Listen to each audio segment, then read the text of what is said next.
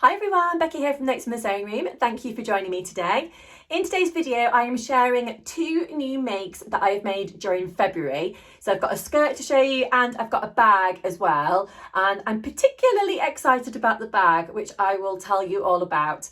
If you are new to my channel, as I said, my name is Becky and my channel is all about sewing, upcycling, fabric, sewing patterns, that sort of stuff, being creative in general. So if that kind of thing does appeal to you, I would love it if you could subscribe to my channel if you haven't already.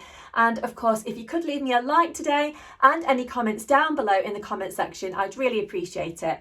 And I'll get back to you as soon as I can. Well, I hope you're having a lovely day wherever you are in the world today. For those of you who are interested, I am wearing a Tilly and the Buttons jumper today, and it's got raglan sleeves and it's made out of a gorgeous sparkly, I don't know if you can see the sparkles very well on the camera, sweatshirting fabric because it's rather cold where I am today. So I'm trying to keep nice and warm and snuggly in my jumper. Right, so let's get to it and I'll tell you all about what I've been up to. So you may remember from my last video that I was talking about going to a sewing day with some friends and I wasn't sure what to make. I didn't know whether to make a bag or should I make another jumper. So I decided to go for the bag, and I can report I have now made my very first Bestie bag, and I can 100% understand what all the fuss has been about to do with the Bestie bag. I know a lot of people have absolutely loved it and they've made multiple versions as I've seen on Instagram and YouTube and stuff. So I shall show you my version. Now I was unsure what version to go for. So you've got a small version, a medium version and a large version. And I think actually there might be an extra small version, I'm not 100% on that. But I decided to go for a nice roomy bag that I've got plenty of space in to put in whatever I want, basically, if I'm out for a day with the children or if I'm out for a very rare day on my own. I might be doing some shopping or something like that. So I decided to go for the large version. So here it is.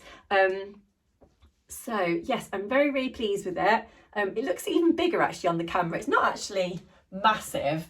If you can see that actually on my person. I will try and put in a photo or a bit of video or something of me actually holding this full length so you can actually see what it looks like.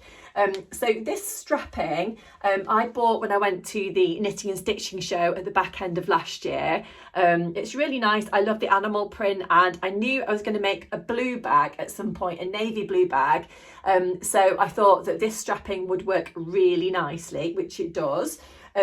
I decided to go for a chunky zipper, which I went for a plastic navy blue zipper, if you can see that in there, which I got from my local haberdashery shop. And I must say, it's probably one of the most expensive zips that I've ever bought. But you know, when you're like, I need a zip because I'm going to a sewing day. I've not got time to order one from anywhere else. I've not got time to shop around or anything like that. But it's a really good zipper and it seems to do the job perfectly. So that's good. I want to get a nice close sew, if you like, on the zipper. So I decided to put that in with my invisible zip foot, just to try and get it as close to those teeth as I possibly could. And I'm really pleased with the way that that came together. The outside of the fabric, the outside of the bag, should I say, is a fabric which I bought from Felicity Fabrics a while ago. I reckon I've probably had this in my stash for at least a year. I think I bought it in the Christmas sale, not the Christmas just gone, but the one before that, thinking that I might make a skirt or something like that out of it. So it's a kind of mid to heavyweight cord fabric in the navy blue colourway, as you can see. And I just thought, you know what, it's going to work really nicely for a bag. And I just thought it's probably going to mean that I can wear this bag with lots of different outfits and it's all going to go. So I'm pleased with that. Now I was thinking, what kind of lining shall I go for? Do I go for a cotton poplin? Do I go for a linen? Do I go for a viscose? So I settled on a viscose in the end, which I will show you on the inside. It adds a bit of a pop of colour Ta-da! And I've put a little pocket on the inside there as well, just for my keys and stuff like that. I decided to go for a smaller pocket than is actually in the pattern instructions. There was a couple of different options that you could do for a pocket, and of course you could add one with a zip on the inside or anything like that. You can be as creative as you want to be, or make it as complicated or not as you'd like to be. You don't have to add a lining into this bag. You could just go ahead and make an unlined bag if you wanted to. But I decided to make a lined bag, and this viscose is from Minerva. I love the print of it. I love the purple colourway. It's kind of got a navy blue kind of background on it, which goes with the outside of the bag, and then it's got the purple squiggly bits on it, which are really super cute. So I like that, and it seems to work out quite nicely on the inside. There is the option of interfacing the bag, so I decided to interface mine just to add a little bit more stability to the outside of the bag. So that seems to have worked out quite nicely as well. The pattern instructions I found for the Bestie bag were really straightforward, because I was a little bit concerned about, well, not concerned, but I was a little bit nervous, should I say, about how this was going to come together, if it was going to take a really long time, if I was going to mess up any of the steps and make it look messy in any way. But you know what? It came together so nicely. Even the strap, because I was particularly nervous about doing the strap because I wasn't sure how it was going to go. I found the instructions of putting on, there's a left part of the strap and a right part of the strap. I found the instructions for the strap a little bit confusing, but luckily, because I was at my sewing day, I was able to ask a couple of people, and we came together and collaborated, and luckily we worked it out, and I've got the strap on there. So I think I should have put a D-ring on the left side, but instead I put a slider, but it didn't 100% didn't matter really, because it's worked perfectly fine. And then I've put a slider on the other end as well, which means I can adjust the bag.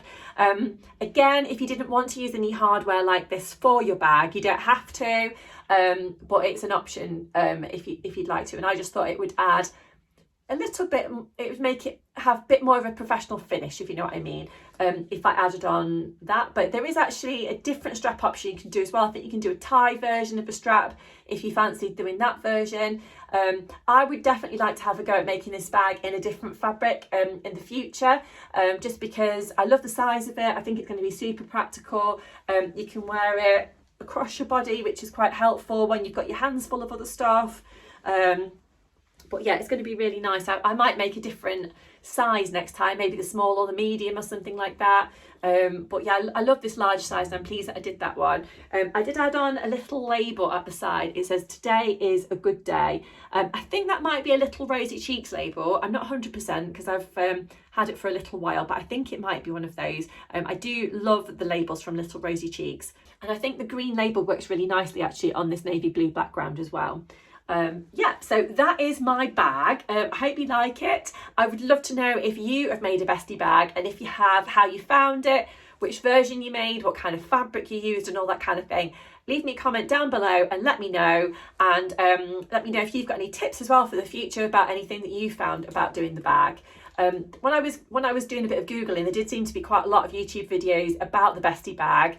So there was a few sew-alongs and stuff like that. I didn't actually use any of them, but it's obviously out there if you did want to have a go and follow along with somebody else, because that's always quite fun as well, isn't it? So yeah, so that's the first thing I wanted to share with you today. So the second thing that I wanted to share with you today is a skirt that I've made, and I showed this fabric I think on a couple of videos ago that I did, and I know a few of you were interested in how it was coming together. So here it is. So there's a bit of a theme, isn't there, with animal print fabric with me at the minute. I'm just absolutely loving it. So this one is from Logan Crafts. This fabric, I was kindly given the fabric for free in exchange for a review. So I really like it actually, the fabric. It's quite, I'd say it's a light to mid-weight. Well, I don't know if it's denim. It's kind of a denim-y type fabric. Yes, I don't know if it's like maybe a twill, maybe, I'm not sure. But it's a really nice fabric, and this skirt, I don't know if you recognise it in terms of the patterns. This is the Forget Me Not Patterns Natalie skirt. So I've made this a few times before, but I've never made this version. So in the past, I have made the flared version, but this time I have made the A-line version, which is a little bit more fitted. It's still obviously quite flary at the bottom, but this skirt has taken a while to come together. Oh, do you know what? Even though I've made it before, this one just seems to have gone wrong in so many areas along the way. So I've added jeans buttons down the front, as you can see there. Now, I don't know if it was the way that I was putting the jeans buttons in or if I'd got a faulty batch of jeans buttons, but I bent so many jeans buttons when I was putting them in with the hammer that it was just ridiculous. So I've ended up going through 3 packs of jeans buttons to try and finish this skirt, which is crazy really, isn't it, when there's only, you know, so many buttons down the front of the skirt. But in the end I got them all in. Some of them that I bent and they ended up falling out. Some of them were unusable. You know, it's just one of those things where you're like, oh, honestly, what am I doing wrong with this? And then what else went wrong? I was sewing the hem and my sewing machine got all like tangly and stuff, so I had to untangle it. And then there's like a little bit of a tuck right here at the front of the skirt, which you probably can't tell because it's quite a busy fabric, I suppose. But I'm not 100% pleased with the way that it's the way that I've constructed it. It's not anything to do with the fabric. It's not to do with the pattern. They're both brilliant. You know, it's to do with the way that I've put it in. So I've not allowed. I should have allowed more waistband at the top or something. I don't know. I've got like a little tuck or something in the front of the skirt there. A little bit of a pain, doesn't matter, I can still wear it. It's probably just me that's going to be aware of it more than anyone else. Now, one of the things that I like about the Natalie skirt is the pockets. So if I just put my hand in here, you'll be able to see how deep they are. So they're really nice, and they're kind of slip pockets at the side of the skirt, which kind of sit on your hip area, which is really nice. So this skirt is constructed of a number of different panels, which gives it a really nice shape. So there's no darts in it. The shaping comes from the different panels of the skirt. And then, as you can see, it's got quite a fitted waistband, and then it sort of flares out, you know, over your hips and down to whichever length you would like it to be. There are a couple of different length versions that you can do in the pattern pack, and you can buy this pattern as a PDF. So I bought this quite a while ago, and as I said, I've made it a few times in a few different fabrics actually, and I'm sure I'll make more because it's just one of those skirt patterns that I'll just go back to time and time again. It's a really nice one. So I will try and put in a picture or a bit of footage of me wearing the skirt so you can see what it actually looks like on my person, but I just thought I'd show you that I have actually finished it. Hooray! And I am hoping to wear that soon. I'm going to be going away soon with my family for a few days, so it's nice to have a few new bits and bobs, isn't it, to wear during the time that you're away. I've still not had time yet to finish my Tilly and the Buttons Noah dress, so I'm hoping, fingers crossed, that I can actually get this one finished before I go away. So I think I showed this to you previously, but I've still got that in progress, so I'm hoping that I can get that one finished soon. I've just not had enough hours in the day to try and get that one done.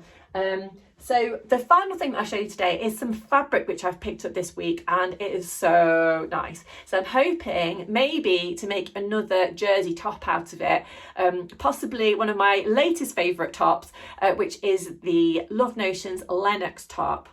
So here is the fabric. So it looks like it's a cord, but it's actually not. It's a jersey. It's got a fabulous stretch to it in both directions.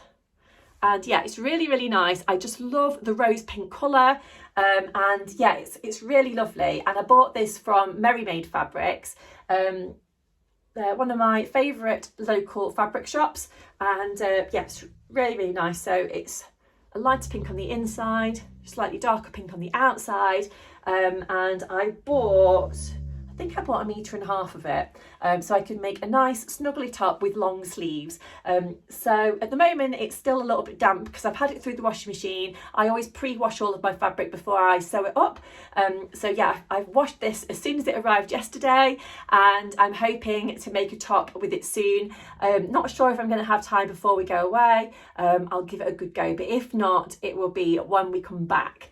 But yes, I'm looking forward to making something out of that, because I'm finding at the moment that I just don't have enough long sleeve tops to wear at home and for work, and just for layering up in general, keep me nice and warm. I feel like we've still got a little bit of time to go before we get fully into spring and all of that. When the weather gets a little bit warmer, it just feels freezing all the time at the minute. So it'd be nice to have a few more things to keep me nice and warm, and you know, to stop me getting so chilly all of the time. So that is that. I will of course keep you posted on all of my makes and how I'm getting on with them. If you haven't subscribed to my channel already, I would love it if you could do that, and then you can keep an eye on all my latest projects. Also, if you don't follow me on Instagram, you can follow me over there as well by searching Notes from the Sewing Room. And again, I share all my latest bits and pieces over there as well. But that's it for today. So I hope you've enjoyed seeing what I've had to show you. I'd love to know what you're making, so do leave me a message down below in the comments, and as I said, I will get back to you as quick as possible. But I hope you have a good rest of the week, and I'll speak to you really soon. Bye.